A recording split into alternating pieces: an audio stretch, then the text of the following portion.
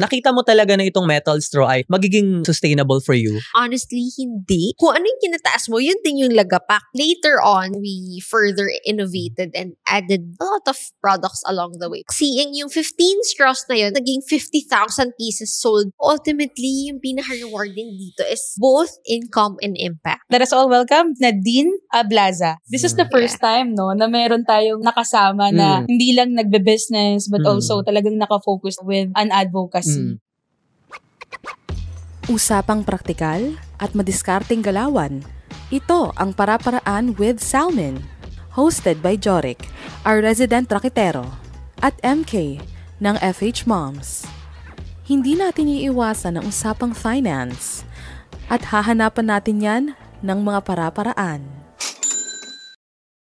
Usapang pera ba? Hindi natin yan tatakbuhan. Ako si Jorik, your resident rakitero. At ako naman si MK of FH Moms, where moms work smart, and we welcome you to Para-Paraan with Salmon. Dito ang pera hindi lang basta-basta tinatago, kundi pinapalago. From tried and tested money moves to practical financial choices, tara at pag-usapan natin ang mga para-paraan na yan. Hello, good afternoon. Hello, good afternoon. Kamusta, MK? Eto, alam mo, sobrang naging busy ako lately, no? Kasi nag-organize kami ng workshop para sa mga moms and kids, no, about digital literacy, especially AI, cybersecurity, and all that. So, nakafocus ako ngayon sa mga advocacies namin. And that's what I wanted rin to ask you. Kung meron ka rin bang mga personal advocacies na nagawa in the past? Actually, yan yung hinahanapan ko for now na pwedeng paglagyan. But before, actually, halos every year ko naman ginagawa dun. Kung saan ako lumaki dun sa place namin before sa Quezon City. Ang ginagawa ko lang every Christmas or birthday ko or pag fiesta sa amin, nagkakaroon ako ng gift giving or nagpapagames ako para at least nakikita rin ng mga bata doon na kung sakaling medyo makaangat-angat ka na rin sa buhay, bumalik-balik ka naman kung saan ka nang galing, diba? Share your blessings. Kasi ako, I believe na pag sinishare mo talaga yung blessings mo, nadodoble yan at mas maraming dumadating sa'yo, diba? Kasi yun yung importante. Saka Sharing maganda, is no, kahit anong busy talaga natin sa work or business, talagang bumabalik tayo dun sa kung saan tayo nanggaling. Yes, syempre. yes. So ngayon naman, no, meron tayong makakasama na ganun din, no? Meron siyang nagawa, no, na talagang masasabi nating purpose-driven at profitable. Yun naman ang maganda, no? Sa kanyang advocacy through her business, which is Metal Straw PH. Narinig mo na ba to? Actually, gumagamit kasi talaga ako ng Metal Straw pero hindi ko alam kung sino talaga ang nag-introduce niyan sa atin, diba?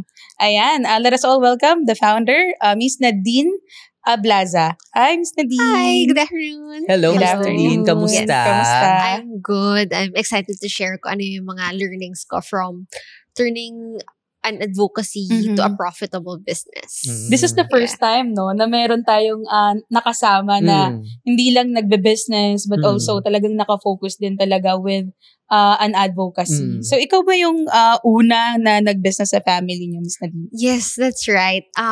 Actually, nakwento ko siya before that I come from a family of doctors. So, parang panibago na ako lang yung sumubok na magnegosyo. Tama yan. So, talagang full-time sila with the medical field work nila? Oo even ever since kasi before kasama namin sa house, pati yung lola ko. And simula pa sa generation niya, talagang full-on medicine talaga yung track. As in, hanggang sa Oo, pati yung mga kapatid ko, pati yung parents ko. Parang ako lang ata yung naging black sheep Ikaw lang talaga yung humiwalay ng landas. True. Pero growing up, syempre dahil galing ka sa family ng mga nasa medical field, parang expected mo na doon ka papunta. Anong course ang tinake mo? Actually, I took up sociology nung college. Parang hindi rin masyadong related, no? Oo. So parang I don't think may correlation yung course ko in college or yung family background ko dun sa path na tinaha ko. Parang totally ibang-iba siya. So I'm pretty sure merong pressure yan from the family or wala naman? Actually, wala naman. It was more for me. Para it's up to me to decide anong path kaya. Right. At least walang pilitan na nangyari. Hindi ka sa iba nating kilala na family. Parang hindi, diba? Doktor kaming lahat. Kailangan mag-doktor ka din. Saka sa mga teleserye, di ba? Yes, mga napapanood natin. Parang bata ka pa lang, pag nakita mo ng pulis yung parents mo, alam ko na kung saan ako papunta. Parang ganun. So, gusto ko malaman, since, ayun nga, layo sa field nung kinalakihan mo, anong nag-push sa'yo para pumasok sa ganitong field? Okay, magandang question yan. Actually, kakagraduate ko lang yun ng college Tapos parang nung time na yon nauso kasi yung photo nung turtle na may plastic straw up its nose. Hindi ko alam okay, if maalala nyo ba yun. Kasi Ako, nag-viral remember. siya at that time.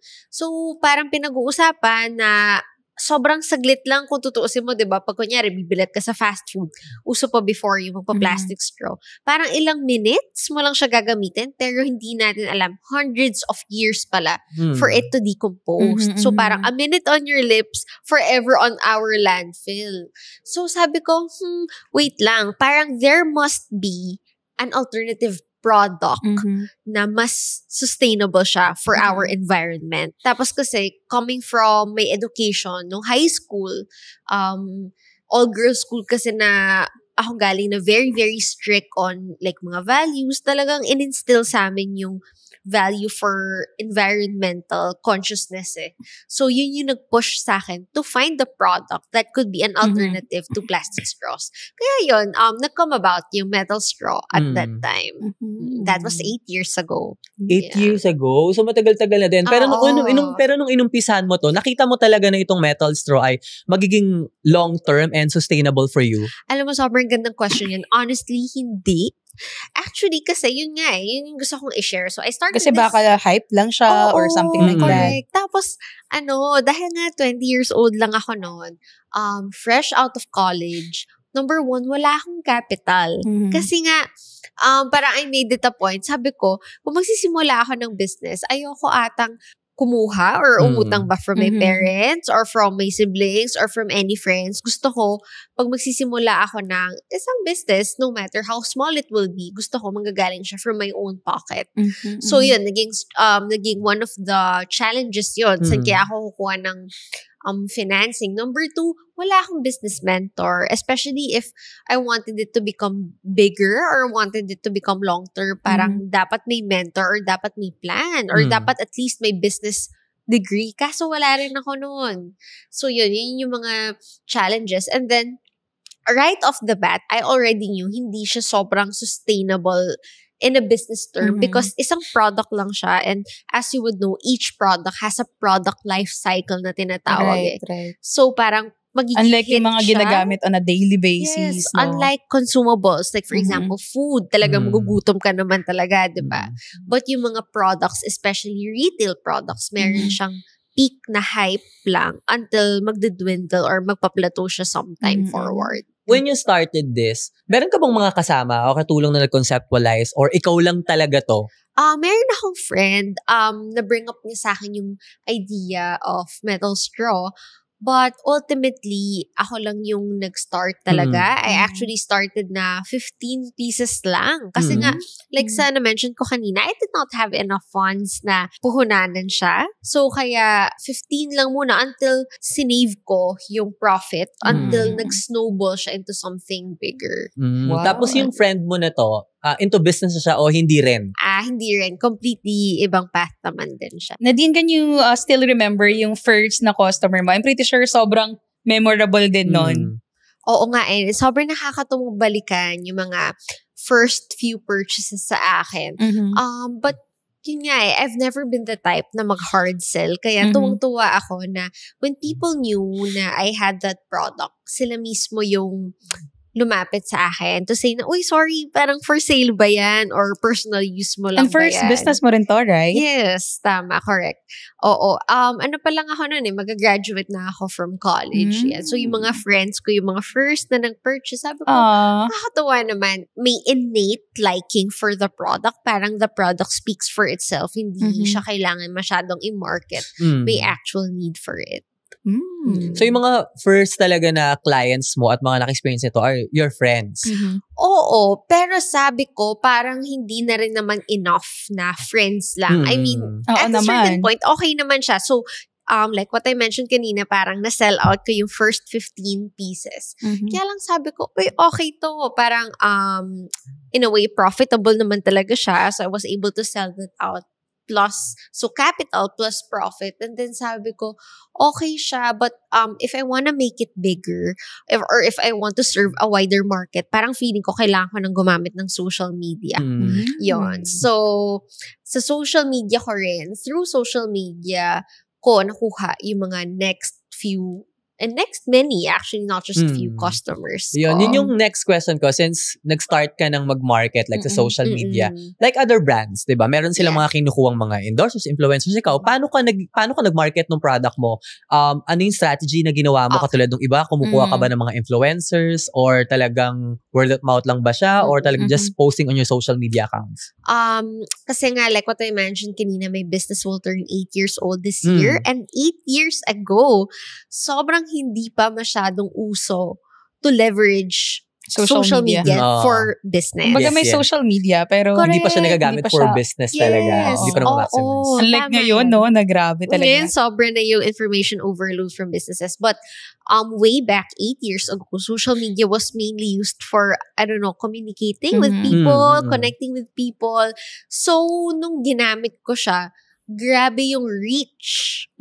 Organically, kahit walang paid ads, kahit walang content marketing, hindi ka masyadong mag-isip kung ano yung mga content, caption, ganyan. Simpleng post mo lang, mag-flock na yung tao. Hindi ko alam did that have something to do with the algorithm Or of maybe social wala media pa masyadong Saka ano siya eh, seller. Bago sa market, bago. di ba? Parang ay seller, oo. Interesado ano yun? talaga Parang yung ano mga binibenta tao. mo, something And I think like 8 years ago then, since I also started my business 8 years ago, that. parang nag-start pa lang din yung parang sustainability na mga products, ganyan, and concept. So, bagong-bago talaga siya sa mga Pinoy. Ako, I remember, pandemic days ata na-introduce sa akin yung mga ganyan, yung metal. So, may naalala ako na parang isang Christmas na parang 3, 4 ata Na-receive mo? na-receive ko na Talaga? gano'n. Na Same. sobrang hype niya talaga. Oo. Yung, meron pa nga dyan yung Nakaset. parang, set. Yung may brush pa. Ganun sa rin ba yung sa inyo? panglinis. Yung may panglinis and all that? Yun yung time na So, gift na-introduce set. sa akin. Gift set din talaga. Oo, tama yan. Wow. Okay. Oo. Later on, down the line, we further innovated and added a lot of products along the way. Pero Metal Straw was the item that started it Yun all. yung flagship na product. Oo. No? Actually, we've been wanting nga sana to change our brand name kasi parang ang dami ng other Like generic products eh. Oo. name. Kaya lang parang when we joined a fair or whenever we join expos, parang people Kilala na approach kayo. us, as Metal Straw PH. So parang, it's kind of hard to do away with the name that started it all. Kaya parang feeling ko, stick muna kami doon. Nice. Kahit na nagdagdag kayo ng mga new products. Oo, no? and products So, and ano naman yung services. naging role ng social media in terms of, promoting your sustainable products and expanding it hanggang sa dumating sa point na lumaki yung sales, no, coming from that business? Grabe, sobrang laking pasalamat ko sa social media. During one of my mentoring sessions with Sir Joey Concepcion, under Go Negosyo, sabi niya sa akin, the power of social media is so immense. Kasi before, using traditional marketing, like for example, magkakaroon ka ng billboard sa EDSA, ang makakakita lang ng ad mo or the Kasi yung dadaan. passersby. Exactly. Yung mga may kotse lang, yung mga madadaan sa EDSA. But sabi niya, using social media, pagising mo sa umaga, ano ba yung una mong kukunin? Diba yung phone mo? Tama. Bago ka matulog, ano ba yung titignan mo? Or habang naka-lunch break ka, ano ba yung titignan mo? So through social media, nagkakaroon ng awareness, nagkakaroon ng visibility.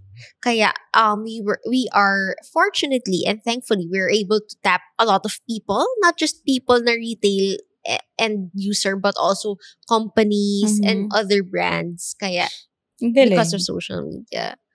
Yeah. At least talaga yung laking tulong sa mga business talaga ang social media, di ba? Parang free marketing yan eh. Bonus na nga lang yan kung meron ka pa mga endorsers. Pero actually, even without the endorsers or wala kayong mga boosting campaigns, just posting on social media, nakakatulong na talaga siya. Lalo na kasi yung product niya, lalo nung nilaunch siya, sabi niya nga, bago sa paningin ng tao eh. And also sustainable. So, hype talaga siya.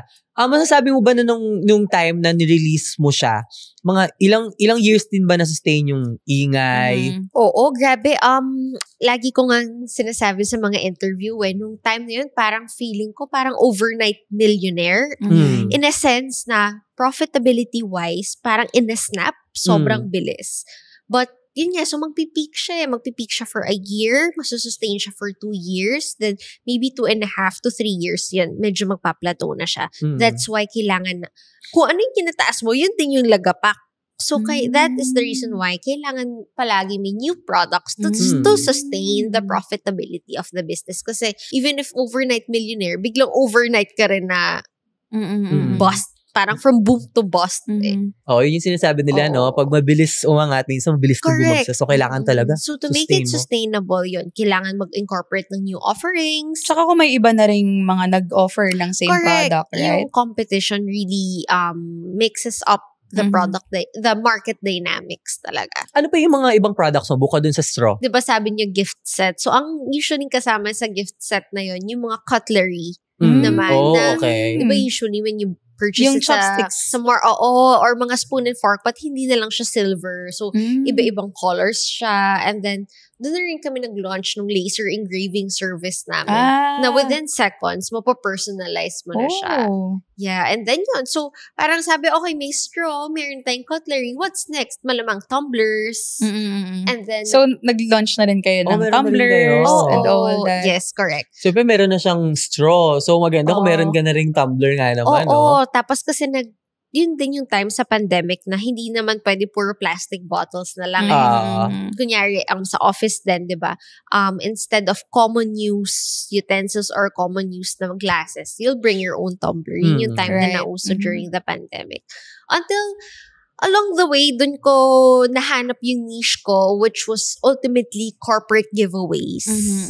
So, nag-start lang siya as a small micro business until I found my way towards corporate giveaways.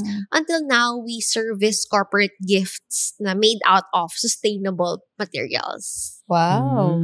And also, dahil ng mga materials ka na, saan ito ginagawa? Sa Philippines ba to? Meron kayong sariling production or ina-outsource ba siya? Suppliers? Ina-outsource siya from overseas. So, we partner with factories overseas to help us manufacture sustainable products.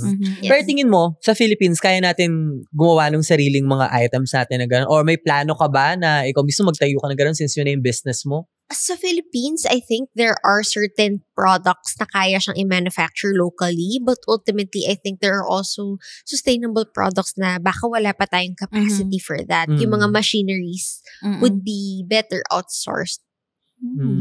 Okay. Pero mas okay sa'yo na sa ibang bansa ka nag-outsource ng mga materials mo? I think for now, na mas madali pa rin mag-source outside. Or feeling mo ba eventually ikaw, baka someday, dahil business mo na siya, baka pwede ka naman pagawa ng ikaw na rin mag-manufacture. Diba parang mas okay since nag-expand ka pa? Pwede tayong pumunta siya sa direction na yan. Yeah.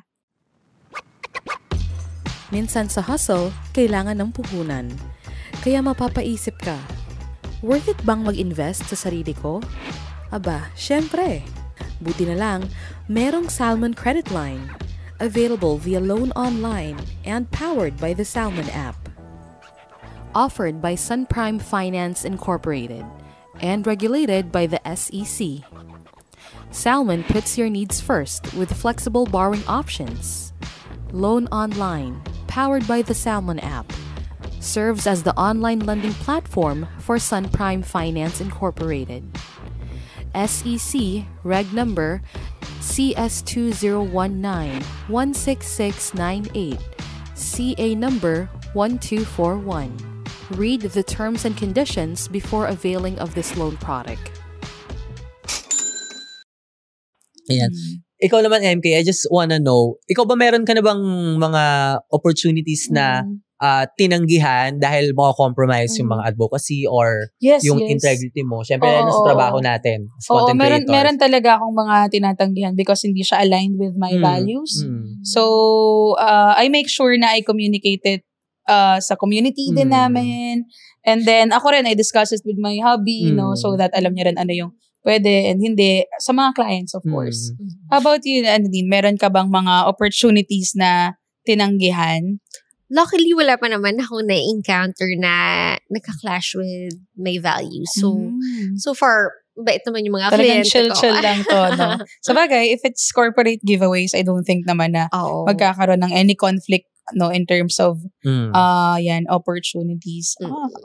Going back dun sa business mo, as we all know, syempre, sustainability products are often more expensive sa regular alternatives. So, paano mo na ba balance na maging affordable to while still making it profitable. Especially with the corporate giveaways, Yeah. di ba? Ang daming mga pwedeng propose rin sa companies ng offer din nila. More and more, mas nagiging competitive lately yung corporate giveaways market.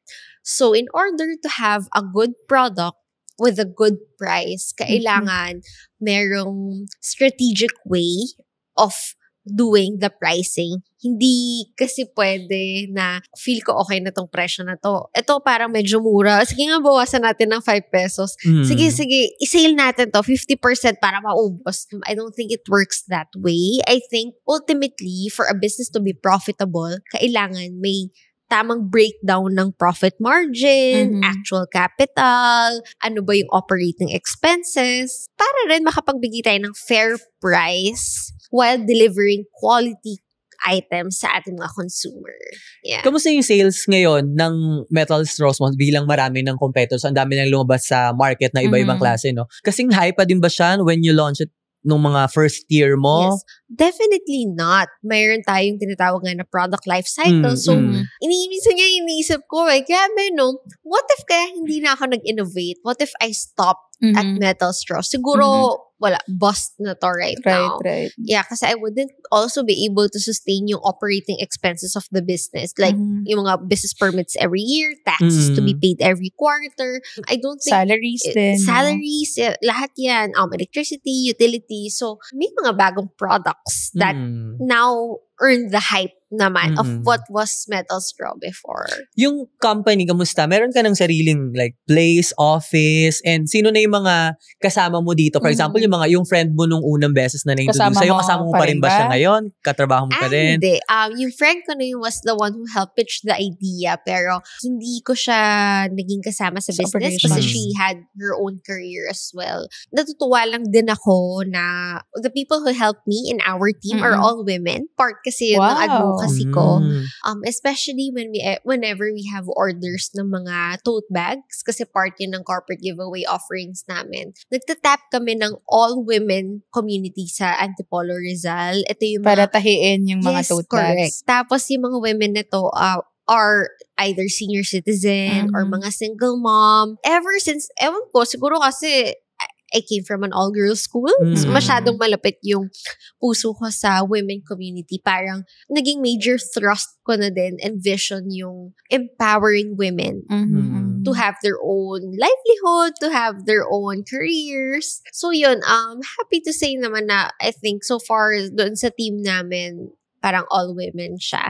So yan. Ang galing lang kasi at least yung advocacy niya nung turn niya na into business, to money, hindi na stop doon. Ang ngayon, dire-diretso, tapos meron pa siyang, women empowerment, diba? Tapos, tinuloy-tuloy niya kahit na pumasok na sa business. So, yun talaga yung sinasabi natin na totoong advocacy. Hindi yung nag-umpisa lang na advocacy, tapos nung kumita na ng pera, tumigil na. Maraming ganyan ng mga business exactly, na ginagamit lang yung advocacies nila. Ma-insert ko lang, I recently joined din kasi a fair overseas. Tapos, nalaman ko, meron palang certain term na ginagamit ko called as greenwashing. Yung term na yun, greenwashing. Yes, na parang sinasabi, di ba? Minsan, for example, makakita ka ng bamboo tumbler or, I'm not saying bamboo tumbler mismo, or basta may mga items na eco-friendly. Nasasabihin ay eco-friendly or sustainable. But in reality pala, that's just a marketing term. Yes. For an item pala to be really called eco-friendly and really true blue sustainable, it has to have international certification to guarantee na yung ginamit talaga na items are indeed recycled materials. Okay. Yun. So for example, part of our offerings now, power bank made out of recycled aluminum. So hindi ko pwede sabihin na eco-friendly power bank, pero marketing ko lang yun. No, it has to have a certification to show na talagang ano ba yung pinanggalingan ng aluminum na yun. Yan. Very So, bagong interesting. learning ko lang din yun May this ganun year. pala at least. Kasi di ba tama, sinabi mo, marami tayong narinig na ganyan. Hindi, advocacy ko lang to, ganyan-ganyan. Tapos yun pala, yun lang yung way nila para Marami ako naririnig na ganyan since what I'm doing rin is a social enterprise. Sa community nyo, di ba? So we also help moms na magkaroon ng online job. So very familiar ako with what you mentioned din na parang yun nga, parang yung iba, they just use it for the marketing purpose lang and hindi rin naman talaga sila true to their mission din, no? So, very, very interesting. So, so ikaw, you attended yan, yung mga fair abroad and all that. Correct. And then you're helping din yung mga women, no, na sa Antipolo nga you mentioned. So, hindi lang to pagtulong kay Mother Earth, pero pati sa mga mothers natin, which is sobrang nakakabilib din talaga. That's right. I know you mentioned that your target market is yung mga corporations, ganyan. And may mga bumibili pa rin ba sa inyo na mga single purchase? Yes. Throughout the years, we managed to sustain both retail users or end users, or ito yung mga tao na bibili, gagamitin na agad, end user. Versus, may store na ba kayo na physical? Oo, yun nga eh. alam mo, never kami nagkaroon. And parang I'm still very happy with the decision kasi parang feeling ko mas medyo magastos din eh. Oo, feeling ko mas makaka-reach kami ng more people if we allocate yung budget na yun towards making our social media stronger. That's a good decision. So, paano yung mga gustong bumili talaga? Online lang. Until now. So, iba't ibang platforms. Oo. Tapos, meron kami sinasalihan every year in SMX Convention Center. It's a 3-day fair na pumupunta yung mga corporate buyers. To, mid-year siya hinuhold kasi gifting season towards end of the year. So, middle of the year pa lang, nag-meet na. Marami kayo nakukuhang clients din doon. Oo, happy to say marami. Bongga. Oo, ayan. Oh, interesting. Ngayon ko lang nalaman na may ganun palang event. Oo nga eh. 4 years na rin kaming sumasali dito. So, doon namin na-meet either yung mga decision maker, managers, sometimes owners, basta yung mga top level management who are sourcing corporate gifts sa Philippines para doon nila makikita yung products. At least ngayon, alam natin na dun sa mga products na gano'n, kahit talaga wala silang mga physical store, nag-work, saka tumatagal yung business, no? Kasi parang, minsan, I don't know kung same ako dun sa mga nag-iisip ng mga nag-business. Parang, kung minsan, pag nag-iisip ko ng business, isa sa mga pinoproblema nila minsan yung magiging place. Saan nila itatayo? Saan nila ilalagay? Uy, kahit nasa bahay lang ang business, nagiging problema rin yung storage.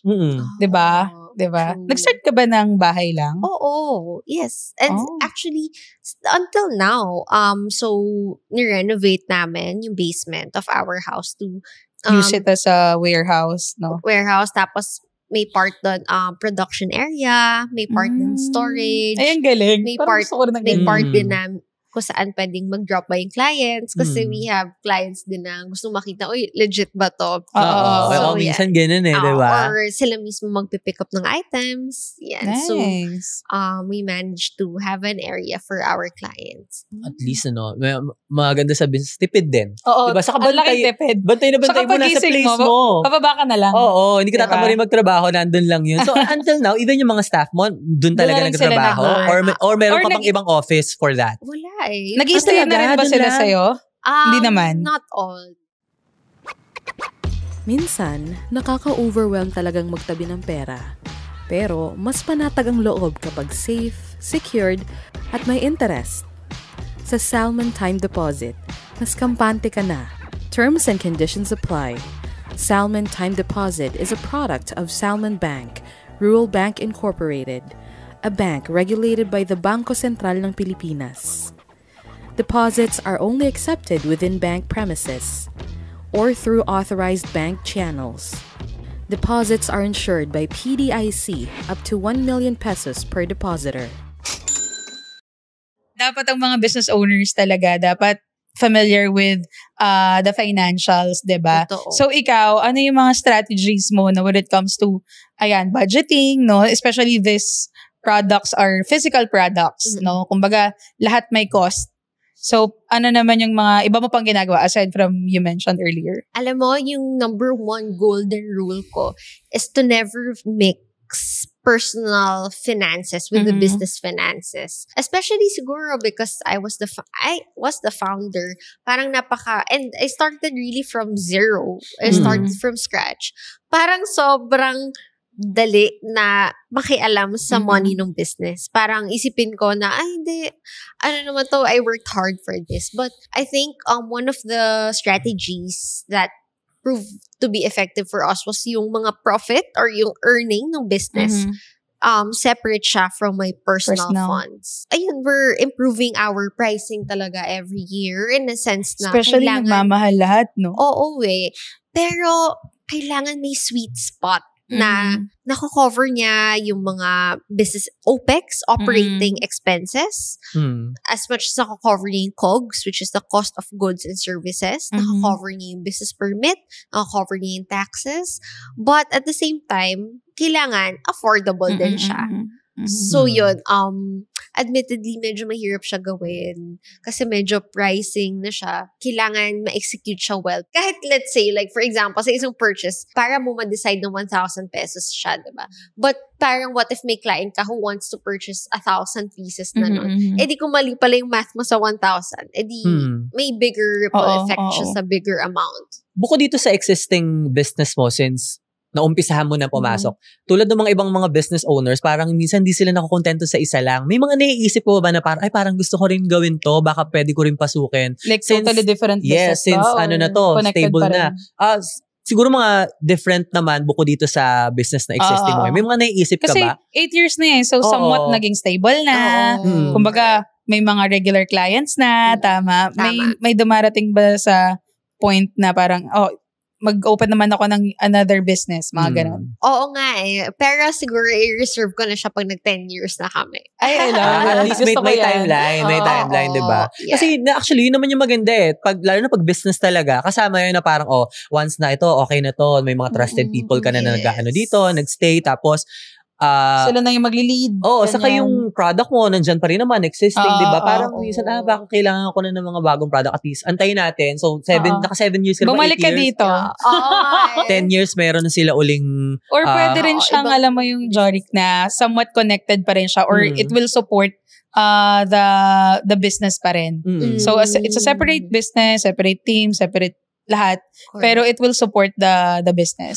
Ito pala, may question ako, naisip ko lang. Since itong bago to nag-umpisa as business, naging advocacy mo to, nung lumalaki ka na, naisip mo bang magkaroon ng mga collaborations, for example, with the big brands? For example, mga fast food na baka pwede mo ma-introduce to sa kasi sila yung mga karamihan na gumagamit ng mga plastics, diba? So, may mga naging collaborations or nag-try ka na ba na gawin to with big brands or products?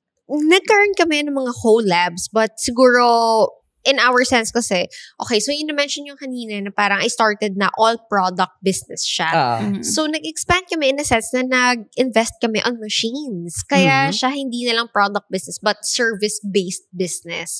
So, nagkaroon kami ng mga laser engraving machine that had its own profit na. Kasi diba dati metal scroll lang, so product profit. Ngayon, dahil nga may machine, may service profit. So dahil din, nabili namin yung mga machine at the time na wala pa halos sa Philippines, na-catch. Dahil nga, gano'n naman palagi, when it's new, when it's hot, when it's trending, yun, naka-attract siya ng big brands na naka-collab namin in the process. Hindi man product, but nakakulab namin in a sense na they have their product tapos kami yung kinukuha as supplier for the personalization. Kasi, as you would know, Filipinos love personalized items eh. Oo, true. So, pag dinadala din namin yung mga machine namin sa mga fairs, mga expo, sobrang hot sell, sobrang daming na-drive na traffic, foot sobrang traffic. Interested sila to know paano ginagawa yung mga personalized items. Correct. So, since you mentioned, Ayan, nagfe-fair kayo and then may mga machines pa kayong dinadala and may mga nakaka-collaborate din. I'm pretty sure challenging din for you yung pag-delegate ng mga task, no? Gaano ba kayo kalaki na sa team and ano-ano na yung mga task na nade-delegate mo? Okay. Ako, maliit lang kami sa team. But in terms of delegation, well, syempre, may accountant for finance kasi we have to keep our books in check. Tapos, meron kaming social media manager. Kumbaga, yun yung on top of fixing yung mga content schedule. And then, lately, we got a photographer/videographer. Nice. Kasi, yun nga for contents, no? Oo, online. kasi instead nga of investing sa physical space, more of pinapalakas na lang namin yung social media presence. Yun. And then, meron din akong people who help me sa production of the items. Yun. And then, meron ding someone who is helping us run ads. yun, paid ads. So, instead of, ayun kasi before, ang nag-work for us, di ba, na-mention ko na, organic strategy lang. Meaning, you don't have to pay for mileage, for views. Ngayon, we have decided to invest on paid ads sa social media. So, meron kaming parang media buyer for that. Nice. Yun. Kasi medyo tricky na rin to run ads on my own. Before, tinitry ko lang to bootstrap. Kaya lang parang hindi na kaya. And nag-work sa inyo ngayon yung pag-hire ng media buyer? Oo. Ultimately, yun din yung reason bakit nagkakaroon ng mga new leads, new clients, new orders. I'd like to attribute it to that. Sobrang dami na kasing businesses on social media. So, parang hindi na lang enough na organic siya. Parang ano lang, no? Ang ganda lang makita siguro nung mga products na gano'n like yung Metal Straw dun sa mga, for example, fast food restaurant na talagang mapakita siya na ginagamit. Kasi, I don't know kung familiar kayo dito sa isang kilalang fast food ngayon na mostly nung mga utensils nila, washable na. Hindi na sila gumagamit nung styro or nung paper. Yung pati parang sa ice cream, diba? diba? Yung naging biruan nga, ay parang canteen dati. Pero kung iisipin mo ang ganda kasi, at least yun, hindi na basta-basta itatapon na lang. Plastic siya, pero washable for them. Para siguro, yun na rin yung way nila para at least mapasok din yung sustainability at least. Kasi sila yung mga number one user before at nag-ano talaga ng mga straws, even yung Saka mga alam ko, tama ba yung data natin na parang ang Philippines ang number one na nagko-contribute sa plastic waste? Or one one of the top of the top? contributors. Na hindi naman tayo talaga. top one. Charot. Hindi naman top one. Pero Hindi naman, one okay, of okay. the- Pero lumalaban tayo, no? Oo nga Sa part na yun. Pero may nakita akong ganun sa social media, which is sobrang nakakasad, especially, alam mo yun, ang ganda-ganda ng mga karagatan natin, no? So, True. sad. Kaya alam mo, nakita ko rin yun kay kay Bretman Rock. Oo. Yung sa turtle, yung galit na galit siya nung Oo. yung kumala talaga yung photo nung Oo, turtle na correct. ang daming straws. Kasi ako, naalala ko talaga, pag bata ako, yan ang isa sa mga hindi ko makakalimutan mga bagay-bagay na nakakalat sa paligid Straw natin. talaga. Saka hindi parang sa pang-araw-araw na bibili ka sa tindahan, soft drinks, diba? Yung, kasi nakukonsume rin naman yung laman niya, pero syempre pag bata ka, hindi mo rin naiisip na parang, ano pala to, no? Ilang taon pala to bago mawala sa atin. So at least maganda na naisip na meron tayong ganong klase na store. Pero sana, mas ma-maximize. Mas Sana ma-introduce din yes, sa mga bata. Ayan. Sa school, sa canteen, baka pwedeng yun na ang ipagamit or kung hindi man talaga pwedeng gumamit ng plastic straw, baka talagang ma-encourage yung mga parents na bumili ng mga metal straw na padala sa mga students para kung bibili man sila ng soft drinks. Yun na yung gagamitin nila para at least kahit paano, bata pa lang, alam na Huwag lang nila walain. Charot. Kasi yun sa mga problema, no? Even yung parang mga umbrella, lalo na siguro pag straw, ang hirap na, paano kaya makikip ng mga bata? Ito kung umbrella nga, nahihirapan, Pero, feeling ko sobrang dami na nilang feeling ko maiisip din ni, Miss Nadine yan someday. Oo nga, no? Kaya, sa mga schools, ma-introduce din. parang naisip ko lang, parang ang ganda niya lang, na at least yung mga bata, at a That's very a young good age, idea. maalala nila Galing na ni Jory. pwede na yun. Pwede ka na maging Kasi, consultant. naisip ko nga, sabi ko, ang tagal na nung products na, pero nakikita ko pa rin sa mga big restaurants, sa mga big companies na meron pa rin gumagamit. Although may mga ilang tao, katulad ko, meron talaga akong dala na tumbler na may mga straw na siya, alam mo ba, speaking of school, meron akong nakausap na, same, nasa similar space to. Nagbebenta rin sila ng, tawag dyan, yung tumbler. Tapos, gusto nila encourage din yung mga schools nga. Kaso nga kasi, yung mga bata kasi, parang nahirapan din silang bumili ng, yung ibang mga yayamanin, makakabili ng mga bonggang-bonggang tumbler. Pero yung iba kasi talaga, wala talaga silang ginagamit na tumbler.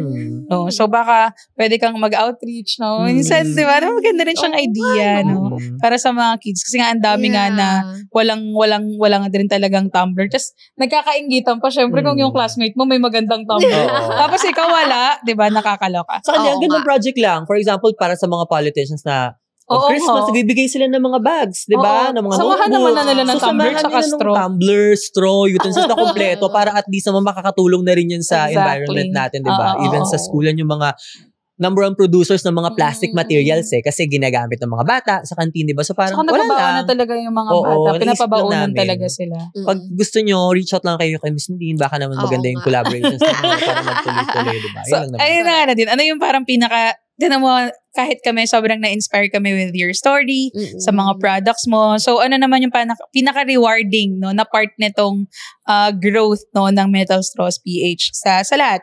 Income, sa impact, or both? feeling ko ultimately yung pinaka-rewarding dito is both income and impact.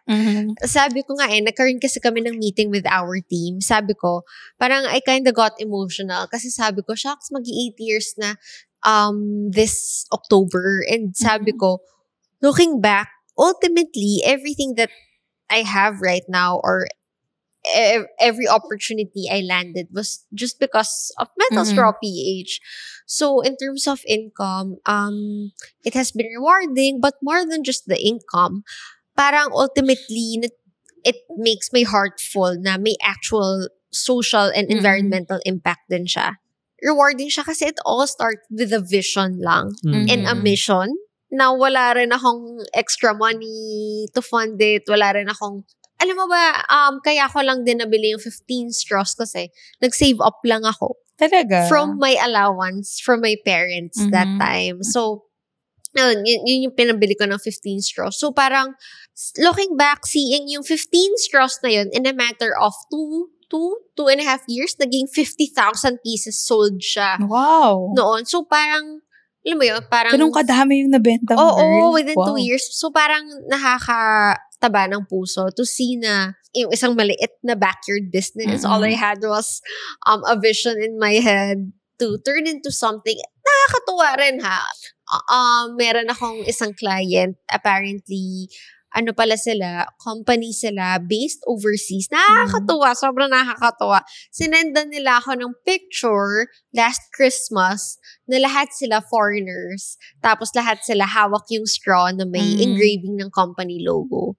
Wala lang, minsan musing part lang din ng musings ko na sometimes it doesn't have to be sobrang big of an impact. Sometimes, maybe just being able to provide maybe a tumbler to a kid, a tumbler, especially kasi lately we've been doing personalization na picture nung bata nasa tumbler na mismo. Oh, cute. So parang, alam mo, makapagpasaya ka lang ng isang mommy who checked out an order, makapasaya ka lang or makafulfill ka lang ng, kunyari in our experience, mga fans, last Christmas, mga portable fans na mabago mo lang, or hindi naman mabago, para makakontribute ka lang sa lives ng iba. Parang it may also makes your life fuller. In your experience, kayo rin ba? Parang ganon. Yes. Especially ako, marami ako nare-regaluhan. Parang iba rin talaga yung feeling na, alam mo yung, pag nagbigay ka ng gift sa kanila, masaya na sila eh. Pero kapag customized pa siya, ibang level yung saya nila. Kasi parang iba yung yung the way na naalala mo sila, 'di ba? Talaga pinagandaan, hindi lang basta-basta na para sa inyo to, 'di ba? At least yun talaga may pangalan. May pangalan pa. Yung may picture, 'di ba? Parang naman. mas unforgettable yung ganon. Kasi lalo na pag yun sabi mo parang pag sa mga companies, halimbawa, 'di ba, yung mga ganyan. Ang sarap sa feeling na parang kahit ang dami niyo sa company, may tag-iisa tayong mga personalized yung pangalan, parang mahal tayo ni boss. Kaya nga tuwan ako nung nakita ko yun sa kanya na, siya pala yung gumagawa nun kasi yung Jisoo Life na yun, di ba may peak talaga na sobrang lakas no na halos ang dami mong matatanggap na gift. Yun sa kanya sabi ko, ang galing kasi nilalagyan pa nila ng pangalan, na engrave nila. So at least, customize siya, mas masarap siya iregalo at mas alam mong ma-appreciate ng tao yun kasi may pangalan niya talagang gagamitin. Saka di niya pwedeng iregalo uli kung kanino kasi may pangalan niya na. Hindi niya na ma-recycle yung gift na yun. Sa'yo na yun kasi may pangalan mo, diba? So, yan. Sobrang inspiring, no? And sana mas lumago pa yung business mo din. And marami rin talagang ma-inspire na mag-move to using sustainable na mga products. Kasi I think yun rin naman talaga yung goal mo. And for us din, mas na-inspire din kami to, little by little, mag-consider to use sustainable na mga ako rin, usually nakaka-receive ako ng mga ganon, iba-ibang klase pa. So, nakakatawa. And talagang ginagamit ko din siya. Oo, part ng mga panibago naming product offerings for 2025, yung para siyang tracker. So, it's something very tech-forward. So, para siyang it's like a tag, like a tracker, parang mala air tag. But, ito, hindi ka makakapaniwala. Sobrang efficient. Hindi lang siya Apple compatible, but Apple and Android. Tapos, yung item na yun is made out of recycled ocean plastic. Galing, so, even if very tech-forward na siya, ang layo na niya from metal straw, ang laking innovation, but still the same advocacy na made out of ocean waste.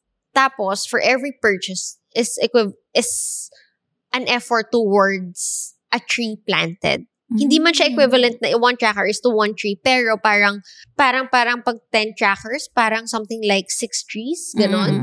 Oo, so Galing same naman. vision pa din, different items. Grabe si Miss Nice. Nadine, hindi siya tumitigil, no? Oo, I think walang katapusan talaga to. Lumalawak yung advocacy niya. Oo. Pero at least, kailangan kasi natin sa community yung mga ganyan eh. Lalo na sa mga bata ngayong kabataan. Kailangan silang mamulat. Uso sa Gen Z ang sustainable na Oo, mga no? Yes, products, oo. which is good. Oo, tapos sa mga companies naman, I guess kaya rin nila gusto yung products namin kasi may tinatawag na CSR or Corporate Social Responsibility. Kasi yung mga companies na to, we would assume na malaki na masyado yung profit. So, a part of their profit has to go back to the community or has to sponsor certain causes. So, yung part ng CSR is purchasing sustainable items. Galing. Yun. At least, So, more. Joric, no? So, ayan, napakinggan nga natin si Nadine, no, about dun sa business niya. So, kung ikaw ba, meron kang paraang kumita or mag-start ng sarili mong brand or business na tutulong din sa community, meron ka bang parang gusto mong gawin? I'm pretty sure meron. Oo. After nitong kaguluhan natin sa work. Actually, ako kahit before, lalo na kung involved naman ng community. Di ba naalala mo, before ng pandemic, nauso yung community pantry. Diba? Usually, lalo na sa province, nakita ko yon na yung mga nilalagay nila sa pantry, usually, tanim lang sa mga bahay nila. Lalo na sa atin dito sa city, bihira ka na makakita ng mga halaman, mga puno. Kasi sobrang... Yung community pantry dito sa Manila, panay, puro mga naka-plastic na biscuit. Pero at least, pantry pa rin siya. Pero ibang-iba siya sa province, na mga fresh gulay. talaga na gulay na galing mismo dun sa tanim nila. Ako, yun yung gusto kong gawin dito sa QC. Parang ako kasi sobrang mahilig ako sa halaman. Pero hindi lang ba sa halaman, may mga tanim akong sili. Sa kondo sili, kalamansi. May Na parang magta-trade ba kayo pala. ng peg nyo sa parang kondo? feeling ko kung sa mga city sa atin, alam mo naman yung maliit na na lupa or kahit pasulan makapagtanim ka. Hindi lang naman to para makakuha ng mga prutas or halaman. Parang it helps the Mother Earth din. Oo And naman. also, pag lumago, pwede mo siyang gawing business, Yes, 'di ba? yes. Parang yun lang. Ako kasi sobrang na-happy yung heart ko pag nakita ko ng green sa paligid ko. So what more pa pag nakakakuha ka din ng fruits. Yung ako proud ang na... laking tipid. alam mo, sobrang proud na proud ako pag kakain ako kasi kukuha ako ng sili. Sa akin to, tanim ko to eh. Sili Diba? talaga, Imagine sili mo. Pitas mo talaga. Oo, tapos minsan pag sa bahay kasi namin, si papa ko, parang gano'n, may mga tanim siya. Tapos proud na proud siya talaga namimigay siya ng mga gano'n pag sobrang dami na nung bunga. So parang, kung imagine mo kung meron tayong ganon at mapalaki mo, yung community pa rin yung pwedeng gawing business yon someday, di ba? Tulad ng ginagawa ng mga nasa probinsya na nag-umpisa lang sa maliit na taniman hanggang sa ina-export na, di ba? Na nakukuha natin dito sa Manila. Nice. Kami naman, since 8 years na rin kami sa FH Moms Community. Okay. And for the longest time, we've been helping this work-at-home moms. Ang naging peg naman namin for this year is, ang matulungan na is yung mga anak nila. So we started doing digital skills training na for the kids, for the teens. Tapos may mga times na nagkaroon din sila ng work na yung mga yung pa-teenager na. Ayan, na nag-intern na sila dun sa client ng mom nila, something like that. So, yun na yung focus namin ngayon na parang mas mapalaki pa, hindi lang mga nanay. Pero as much as possible, buong family na, no? Para talaga mabago namin yung buhay nila. So, nandun naman kami sa part, no, ng community building namin, no? So, sobrang nakaka-inspire din talaga. Yan. Ang dami natin natutunan kay Miss True. Nadine. Sobrang gusto ko talaga yung naging topic natin about advocacy kasi yan yung dapat din mamulat yung ilan sa mga nanonood sa atin, lalo na yung mga Yes. kabataan sa murang edad, 'di ba? Alam na nila, lalo na if concerns about Mother Nature, Mother Earth na sobrang sirang-sira ngayon, parang yun na lang yung magiging tulong natin. Saka ang konti diba? lang ng social entrepreneurs, Yes, 'di ba? Bilang na bilang lang sa mga friends ko rin ang social entrepreneur, and kami na nasa business, gusto namin na mag-encourage din talaga ng ibang business owners na i-consider yung impact sa mga products and services nila, 'di ba? Totoo. So, yun. true. So at least alam natin na pwede rin siyang pagsabayin talaga Oo yung advocacy naman. at yung business mo, 'di ba? Totoo. Na kasi iba parang alam nila pag advocacy, walang kita diyan, Oo, ganyan. oo. For the love lang Kumbaga, talaga minamaliit yan. talaga Oo. nila na Pero Maliit tignan ang natin sales. si Miss Nadine, 'di ba? Na parang kahit na mag-8 years na, tuloy-tuloy advocacy at Yes. nag-grow siya, lumalawak at hindi siya natigil doon sa I think metal mas malalim kasi, no? When Yes, you're doing a yes. business with impact, malalim din talaga. Asan ka pa namin pwedeng i-follow, Nadine? Yes, follow us on social media, Instagram, Facebook, and TikTok at Metal Straw PH. Wow, ayan. Sana marami po kayong natutunan at napulot, no, na para-paraan ngayong araw. Once again, ako po si MK of FH Moms. At ako si Joric, your resident rakitero. See you next time sa Para-Paraan kung saan ang usapang pera ay hindi natin tinatakbuhan. Bye, Bye, guys! Trying to get ahead in your finances? Or just curious about practical ways to handle your money? Di bale, Para-Paraan with Salmon highlights those conversations. Para may baon kang mga para-paraan by the end of each episode. Kaya, don't miss out. Follow Para-Paraan with Salmon everywhere for more tips and content like this. Sabay-sabay nating hanapan ng para-paraan ang usapang finance. Kasama sina Joric, MK at ating guests. Mag-follow at subscribe sa aming YouTube, Spotify at iba pang socials para hindi mahuli sa susunod na episodes ng Para-Paraan with Salmon.